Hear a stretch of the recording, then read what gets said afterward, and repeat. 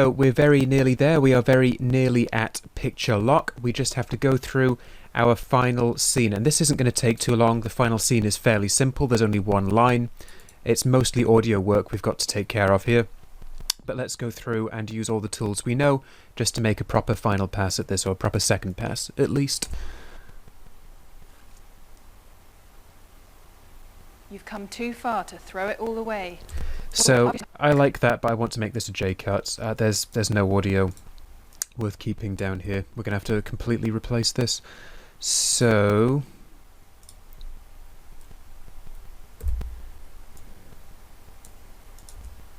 you've come too far to... let's see what we can do. I'm going to trim this back, and then I'm going to roll it across. I'm going to ripple this back, and then I'm going to roll this over.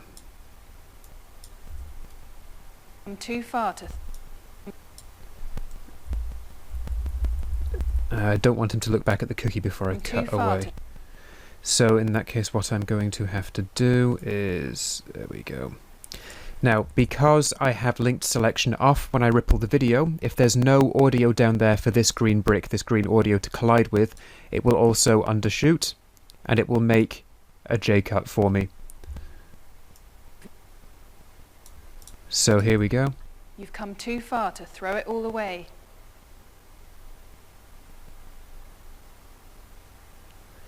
And that's the only bit of dialogue, well, monologue, it's the only line there. The rest of this is just timing, so we just need to decide what we like.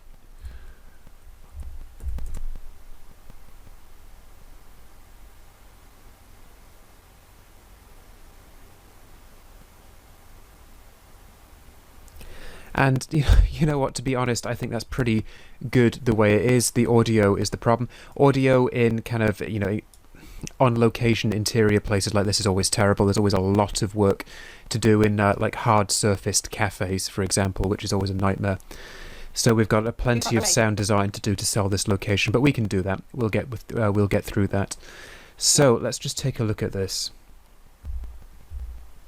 You've come too far to throw it all away.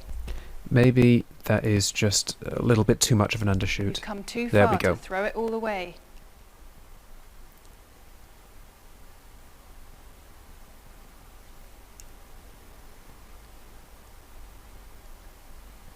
Maybe this look just needs a little extra breathing room.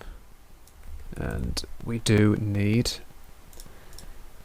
to put all of this back. What am I doing? Because every now and again the keyboard shortcuts run away with you. They don't behave as expected. Well, it's because you hit the wrong thing by accident and think you got it right. But we all do that. Cool. Just needs a little bit of extra breathing room. Nice. Cool. So I'm pretty happy with that third scene. So actually what I'm going to do then, I'm going to go back and I'm going to do a quick third pass of the whole film, because obviously a little 3-minute video on trimming 3 clips is a bit of a waste. So let's go back and take a look. Now there are 2 things that I remember not liking. A was the 70 kilo weight here, and B was just this cut where she gives him the cookie dough. This cut here. So I'm going to put myself down a new marker here. I'm going to make that a red one and just say I don't like this edit.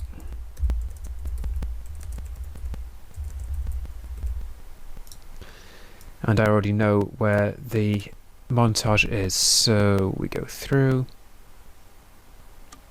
Dunk. So I'm okay with all of that except for these 2. And here in particular, I don't think the 70 kilos is enough. And I think we can probably change the timing of this clip. So let's zoom in and take a proper look. First things first, I want to expose keyframes. Ah, that one doesn't have a zoom. Excellent, okay. So I'm actually going to zoom this right in.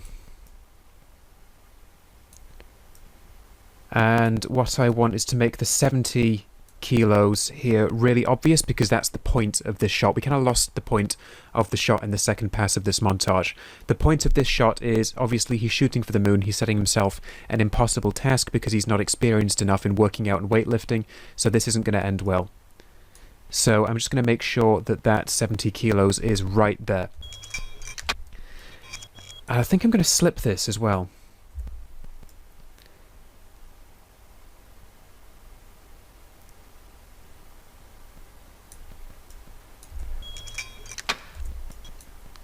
I might just give that a little bit of extra breathing room because there's text. We have to kind of break the metric montage thing we have going on down here. It's always important that text is on the screen long enough for us to read it, and typically the rule is that it should be on the screen long enough for you to read out loud 3 times quickly. When it's something very simple and shorthand like this, it can be a bit quicker. So let's just see how this goes. Okay, I think we see the 70 there. I think that's enough. And then here, because we kind of move up here, I'm going to do the same thing. I'm going to zoom in, and this time I'm actually going to make the 30, so then we go, well, hey, and the 30 is right there. And I'm probably going to trim this out a little bit as well. I'll ripple it out a little bit. Cool.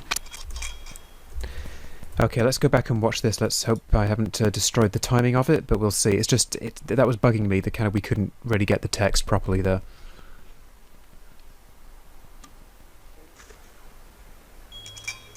Okay, cool. I see 70. I see 30. Bish, bash, bosh. There we go. Okay, cool. I'm happy with that little montage cut now. I think that's good. So, last thing that was genuinely bugging me was this cut over here where she, in fact, you know what, I've got markers. I can just shift down arrow.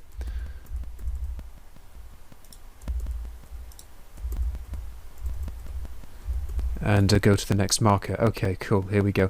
This cut.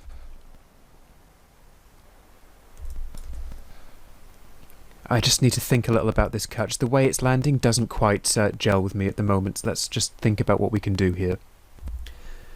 Right, so this kind of wide into a close-up, it's not working for me. Ideally, I want something else here. So let's take a look at what we have. Let's see if we've got some better material to work with. I'm going to take a look at my rushes, second scene. So I'm looking for, in a perfect world, a closer angle where he actually gets hold of the cookie dough, because in the very close-ups, like the proper close-ups, he's already holding it, and that doesn't work. So let's see what we've got. Let's search description.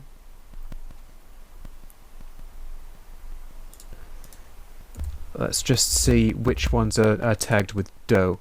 Oh look, close-up of Wayne holding the cookie dough. Close-up of Wayne's hands holding cookie dough, that's even better. Set, action. Ah, perfect. Perfect, that's exactly what we want. So,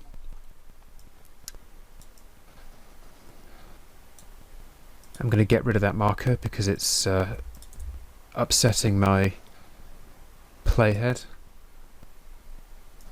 In fact, that was no, I'm going to undo all of that. That was a very, very stupid thing to do. I'm going to keep the markers there, but I'm going to undo the magnets. Pardon my poor decision making just then. So let's do a little edit in here. So I want to take this and I'm going to find the point. Okay, and it's just about there, so I'm going to cut in there and then here.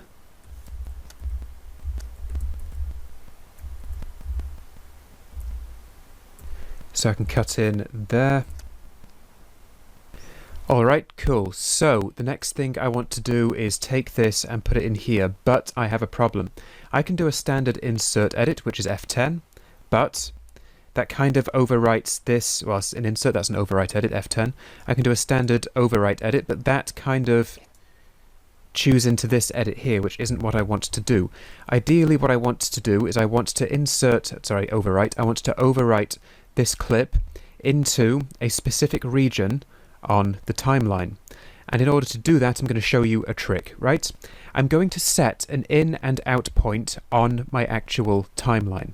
I for in, and then I'm going to go to the edit point, O for out.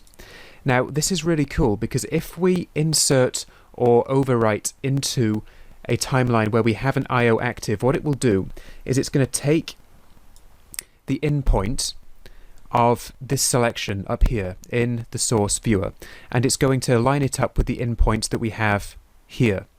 in the timeline. And when we overwrite into this point, it won't go past the out point we've set on the timeline. It's not going to go past this little dot that's currently behind the red marker, if I just move that out the way. It's not going to go past there. So I can actually tell Resolve, look, I want to make an edit, but it has to fit this point exactly. Now, if I hit F10, see, it hasn't overwritten this clip anymore. It's just inserted directly into the I/O that I set up on the timeline. Really nice trick, really cool, great for montage, great for music videos. It can also be quite useful for some kind of cutaways in documentary as well. I don't use it very often in drama, usually just like little kind of pick-up edits like this, but it's a really, really nice little trick to have. Now let's take a look at this.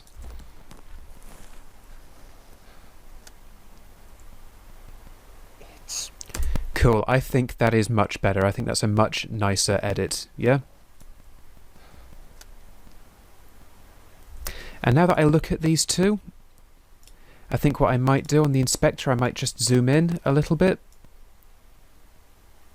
and get a little bit of a tighter shot out of it that way, and then just lower it down a smidge. I want to be careful, I don't want to expose a black line up there.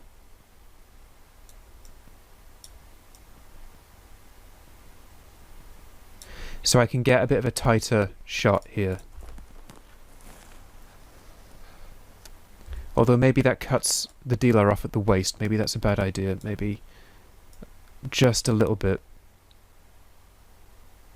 So we can preserve that down there. And what I might end up doing is just with trim mode active, I might nudge that forwards a little bit so we get a less of a jump.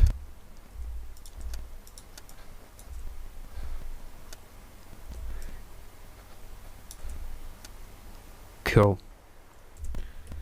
And I think that's a much nicer edit. So that was the last thing that was really bugging me. So we've got some audio markers on here. The next thing we are then going to do, now that we've done our little kind of final polish and final pass, is that we have now reached picture lock. Once we're happy with the video edit as is, we are no longer going to change anything, we're not going to refine anything, we're not going to fiddle about with anything, right?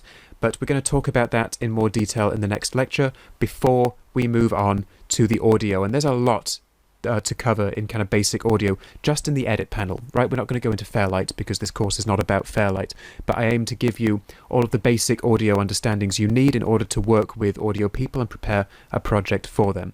So click on through to the next lecture once you're ready.